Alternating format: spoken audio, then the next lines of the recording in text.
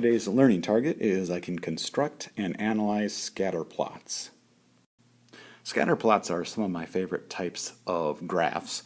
When we have a scatter plot, it's going to be looking at two sets of information, okay?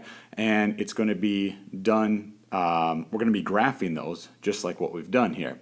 So I'll show you how this works. In this scatter plot, we're taking a look at the US, the United States internet users. So we're looking at two things here. We're taking a look at the year and the percentage of the United States population who uses the internet.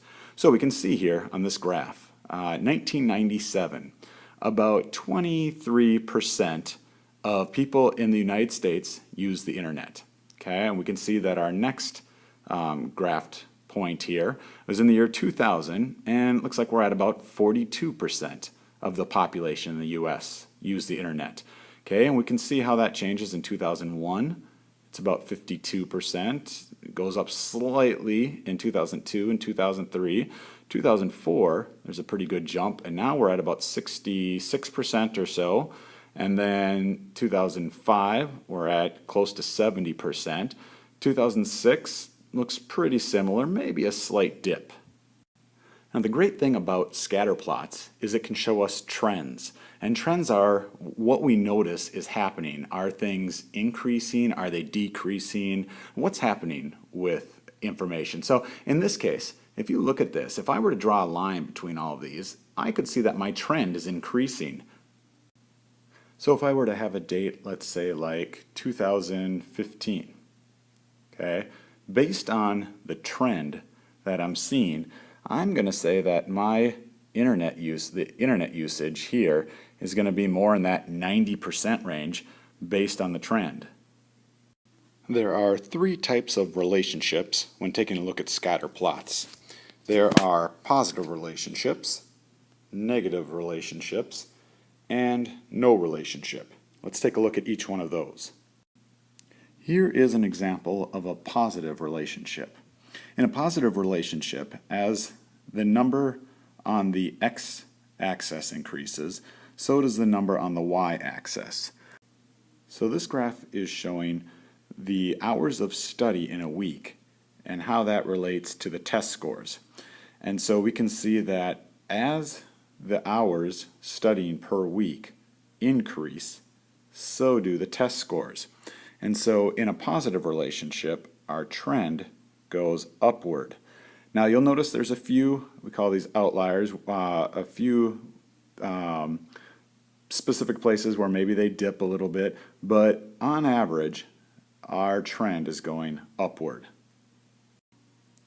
In a negative relationship, when the x-axis increases, the y-axis is decreasing. So we can see that here. As our x-axis is increasing here, we notice the y-axis is decreasing. This is a great scatter plot here. This is showing the number of hours of exercise, and that's on the y-axis, so here, number of hours of exercise, and the x-axis is showing the number of months that a machine, an exercise machine was used, so like a treadmill or something else. So we can see here, when we're looking at, 1 month, right away, when people got their exercise machine, they were doing a lot of exercise, 10 hours of exercise. Okay, but we notice that the longer people have their machine, the less they're exercising. Okay, so by about, 7 months here they've had the machine, now they're at about 3 hours of exercise, whereas right away they were at 10 hours of exercise. Now if we look at the trend for this one, that trend is going to be a downward trend. Okay, so the longer that they have that machine, the less they are exercising. When we have a scatter plot with no relationship, you cannot find any obvious pattern. So there's no increasing pattern, there's no decreasing pattern. It's just kind of like a jumbled mess.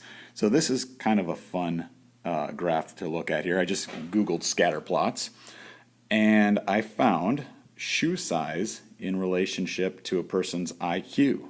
Okay, so you can see here there are points all over on this. There's no trend here that shows that as the shoe size increases, the IQ increases, or that as shoe size increases, it decreases. It's just totally random. And so that we consider a no relationship scatter plot.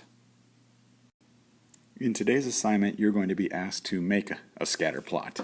And so when you do that and you're given a table, keep in mind that the top of the table here is going to be the x-axis, and the bottom of the table is going to be the y-axis. Okay, so when you're graphing, this will be on your x-axis, and this information, that will be on your y-axis. In an example like this, you notice there's two sets, but it's looking at the same thing. It's just a continuation. So here's the year, all the different years, okay, and then here's all the years, and then here's the winning times. So your years would be the x-axis, and your winning times would be the y-axis.